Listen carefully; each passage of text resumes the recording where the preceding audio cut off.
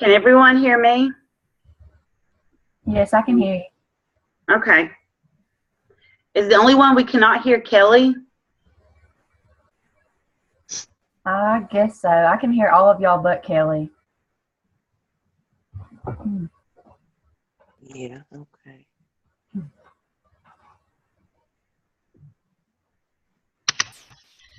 Okay. Can everybody hear each other? Yes, I can hear everyone. Okay, good deal. All right. So I guess we'll get started right early. Happy 4th of July, everybody. Happy 4th. Happy 4th. All right. So what did y'all think about the book? It was interesting. Very.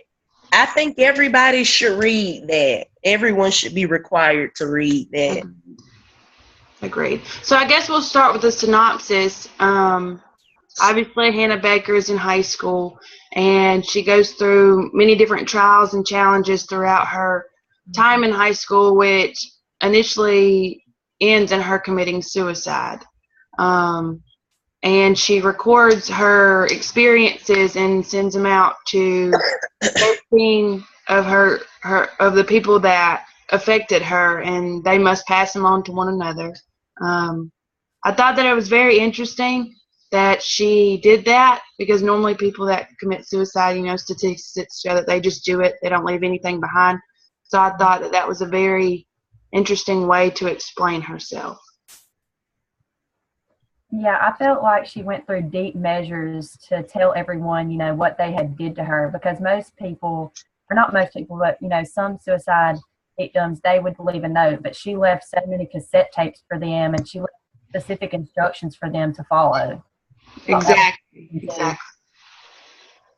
It kind of made me mad some of the time that she actually left those tapes, because some of the people, it didn't seem like were good reasons. There's never a good reason for suicide, but it just seemed like some of the people she was just being nitpicky about, and it seemed like she should have been able to move past that. But I guess when you put everything together as a whole, it really affected her in a bad way. But I found myself at times being sad through the book and being upset, and then at certain times I was kind of angry with her because of the way she reacted and what she did. Right.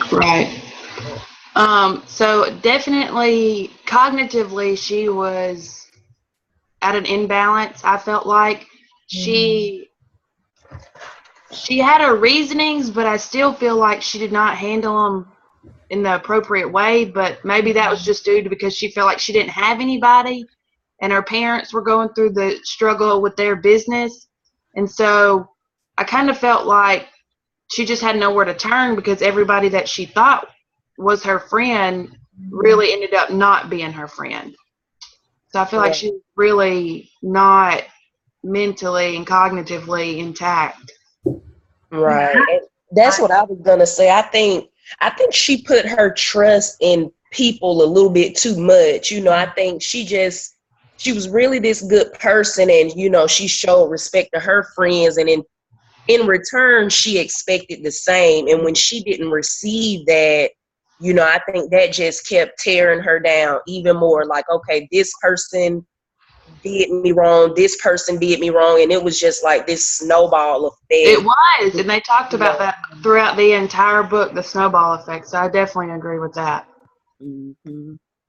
Yeah, I also feel like she felt like she had no one to turn to, because all of her friends had did things to her. But like you were saying, Melissa, I found myself getting angry at her sometimes, and I found myself upset sometimes. And of course, for suicide victims, I don't know, like, I feel sorry for her, but then I feel myself getting angry with her. It was just, I don't know. It was back and forth the whole book, but it was an interesting book.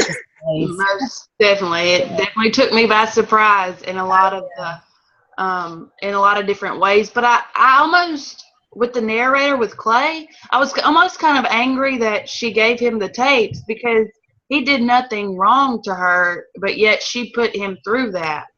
Oh, yeah, he'll never be the same. I feel like it affected his life, or none of them will be the same, but him especially. Exactly. Right. And I almost felt like the characters had nowhere to turn. None of them. All of them were affected in a different way, but it was like they had nobody. I agree. And it seems like some of the time she was looking for an excuse to commit suicide, especially towards the end. She was looking for the worst in people to verify her reasons for committing suicide. It was kind of sad because the last 2 or 3 people she mentioned, it was like, okay, I'm going to see if they'll help me. And it's like she was looking for them not to give her justification to do what she did. Right. And then I guess that kind of leads us into Mr. Porter's role and her other teachers. And I feel like the bags that they did in class, that those kind of could have been monitored better by the teacher, that maybe the teacher should have held on to them instead of just making it open to everybody. Because high school students are going to be nosy. Right. Of course. And I wrote that in my notes. I definitely agree with that. You just have some students that are not going to respect other students' privacy.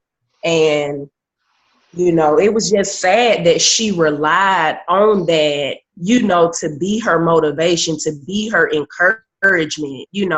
That was something that she really relied on.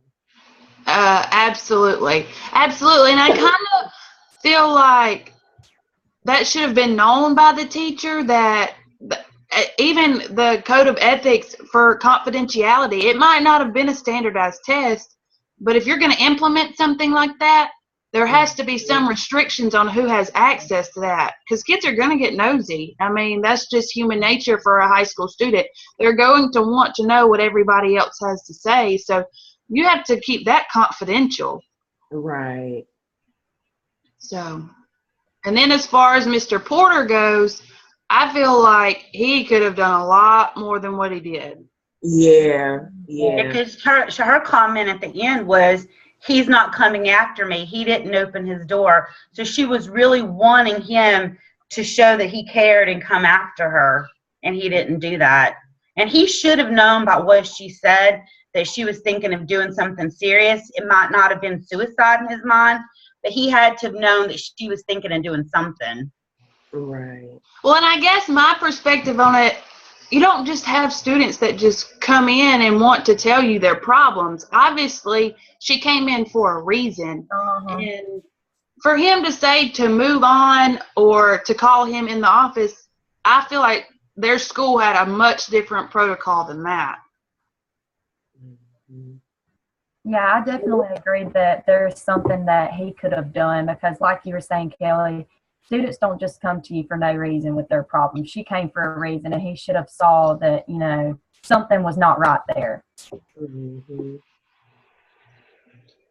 But I also wonder if that has to do with him being her English teacher and also a guidance counselor. Because I feel like maybe he didn't really see it because he's around her every day. Yeah, that could possibly be it too. So, I didn't think about Wasn't it in his class that they passed that list around, the best of and worst of list? Uh-huh. So it almost makes me wonder if he didn't know some of what was going on, and he could have at least prevented that part of it, or at least had some role in trying to set a good example for the students by telling them, hey, this is not a proper thing for you guys to do. Because it's kind of hard for me to believe that he didn't know something was being passed around that classroom. Was there a part in there where it said before the teacher came to pick it up, or I don't know, maybe I'm making that up. I don't remember. well, I just know that it was in his class, and students talk. I mean, that's just how it is. They're going to tell you their business. So if you knew stuff was occurring, why are we not intervening beforehand? Right. To say, hey, like my door's open. I've seen some change in you. If you need somebody, just feel free to come in. We'll talk about it. It'll remain confidential, and we'll get you some help if you need it. But just know that somebody is here for you. Mm-hmm. I kind of didn't like, the class where they did the paper bag. They dropped in the notes in the bags. And I think when they brought up the issue of suicide, you know, it was just like, you know, a lot of the kids didn't really have respect for the topic. And I guess me as a teacher, I would be like, okay, well, you know, we're not going to act like that. We're not going to do that. We're going to be respectful for anything that we talk about in this class, you know, and get the proper resources or really get some help, because if it's being brought up, then clearly somebody's thinking about it, you know. And I just didn't like kind of how, you know, it was kind of brought up and little pamphlets were brought in, I guess, at one point, but I just don't feel like it was really respected. Like the topic wasn't respected, because some students were like, oh, well, who would do that, you know, or, you know. Well, I feel like as a teacher, you have resources to people that have either experienced it or tried it. And I'm coming back in, y'all, because my phone's about to die, so just that's fine. I just feel like the teachers should have brought in like a real life experience, you know, right. Brought in somebody that knows firsthand, hey, this is what can happen. This is what people truly go through. Like, you have to be cautious about what you say to people. And this is my experience, but instead it was just kind of brushed over in my mind. Yeah, I definitely agree. If they would have brought someone in, it could have gave each student a different perspective, and maybe they would have took the topic more seriously. Mm-hmm. Agreed. Yeah. But what code of ethics do you think that he violated? I wrote down that he violated basically standards 2 and 4, the trustworthiness standard and the teacher-student relationship standard. Yep, those are the ones I picked too. I picked those too. Yeah, me too. Well, I just feel like he wasn't being an advocate for her. I mean, I just feel like Mr. Porter was like, you know, it's okay. It's kind of like life, you know. Just move on, you know, you'll get past it. He just didn't take it very seriously whenever he should have. Agreed. Well, it's a sad situation. You know, I feel like it's a very good read, especially for upcoming teachers and even teachers that have been in the system for a while, because it kind of puts in perspective, hey, this is what our students really go through. You know, this is what's in their mind, especially nowadays with social media. I feel like it's a great read for people to understand that this is real life. I mean, this is stuff that really does happen. And bullying is, you know, it's prevalent. It's everywhere. And I felt like it was a very, very good read. Yeah, I agree. I feel like maybe even after reading this book that maybe they should give us some kind of handout or a meeting or something to help us to deal with this, because I don't know what all the signs of a suicidal child are. And I would hate to think that I was teaching a child who was suicidal and the signs were there and I just didn't recognize them. So I think maybe more needs to be done for the regular teacher to know what the signs are and what to do about it, because a lot of these kids will not go get help from a guidance counselor or a therapist or a parent or a minister or anything. We're their only line of defense, you know what I'm saying? So it would be nice if we had a little more information given to us about that, in my opinion. I completely agree. I completely agree too. And I think I put that in there. You know, maybe Mr. Porter, he didn't know how to handle the situation, or he didn't know exactly what to say. Like, you know, well, what do I say? You know, maybe he wasn't properly trained on how to handle that situation. So yeah, I agree. And that's definitely a viewpoint that I didn't think about. You know, that's a very touchy subject and very scary subject. So what is the right and the wrong thing to say, or what is the right and the wrong thing to do? You know, so definitely proper training for educators is a must. Mm-hmm. And maybe as a guidance counselor, it sounded to me like he was a teacher who was kind of thrown into that role. Maybe he, like Jareen said, maybe he just didn't have the proper training or whatever to be a guidance counselor. Maybe he should have gone through more training or more classes or something, or at least had a book to refer to help him figure out what to say to a student like that.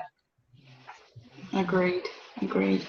All right. Well, it was a great conversation, and we'll get together about the presentation, and we'll submit the video, and we'll go from there. Okay, so when are we going to meet again to talk about the video? Do you know? I don't know. We'll email about it because one of us has to do the presentation. So we'll email and we'll figure that part out. Okay. All right. Y'all have a happy 4th. Bye. Y'all You have a happy too. 4th too.